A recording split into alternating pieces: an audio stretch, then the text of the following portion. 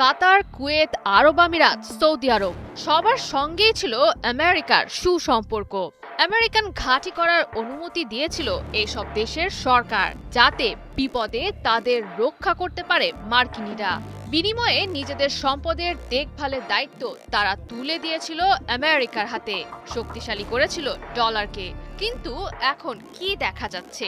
উঠছে আরবদের সম্পদ, একের পর এক মিসাইল, ড্রোন আঘাত করছে, কিন্তু আমেরিকা তাদের রক্ষা করছে না বা করতে পারছে না। এই সংকট আরবদের আমেরিকার সঙ্গে সম্পর্ক নিয়ে নতুন করে ভাবতে বাধ্য করছে। ভবিষ্যতে যুক্তরাষ্ট্রের সঙ্গে তাদের সম্পর্কে ফাটল তৈরি হওয়ার সমূহ সম্ভাবনার ইঙ্গিত এরই মধ্যে স্পষ্ট হতে শুরু করেছে। ইরানের সঙ্গে চলমান সংঘাত উপসাগরীয় দেশগুলোকে ওয়াশিংটনের সাথে তাদের দীর্ঘদিনের নিরাপত্তা অংশীদারিত্বের ভিত্তিগুলো পুনর্মূল্যায়ন করতে বাধ্য করছে বলে মনে করেন আরব গালফ স্টেটস ইনস্টিটিউটের জ্যেষ্ঠ আবাসিক স্কলার হুসেইন ইবিশ।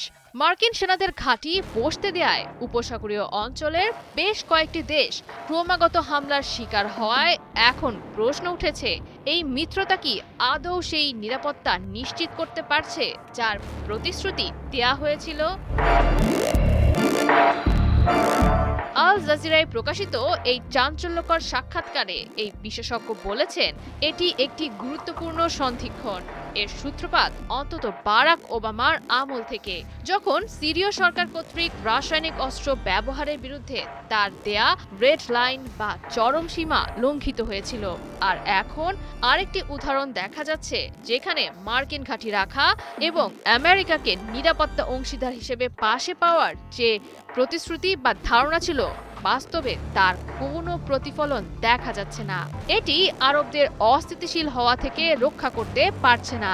এই কৌশল 2019 সালের সেপ্টেম্বরে সৌদি আরবকে ইরানের বোমা হামলা থেকে বাঁচাতে পারেনি, কিংবা পরের বছর আবুধাবিকেও ইয়েমেনের হুথি বিদ্রোহীদের হামলা থেকে রক্ষা করতে পারেনি।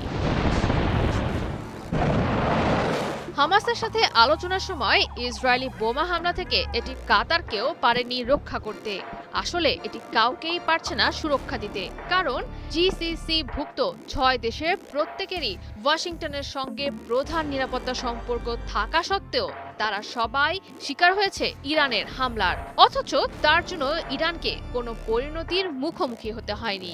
সংযুক্ত আরব আমিরাত ও সৌদি আরব এবং কাতারও তার নিজস্ব পন্থায় এটি বুঝতে পেরেছে যে ইরানের বিরুদ্ধে আমেরিকার আক্রমণাত্মক কন্টেনমেন্ট বা দমন কৌশলে যুক্ত হওয়া মানেই হলো নিজেদের বিপদাপন্ন করে তোলা, যার বিনিময়ে সুরক্ষার নিশ্চয়তা খুবই সামান্য। জয়া সরকার, ৭১।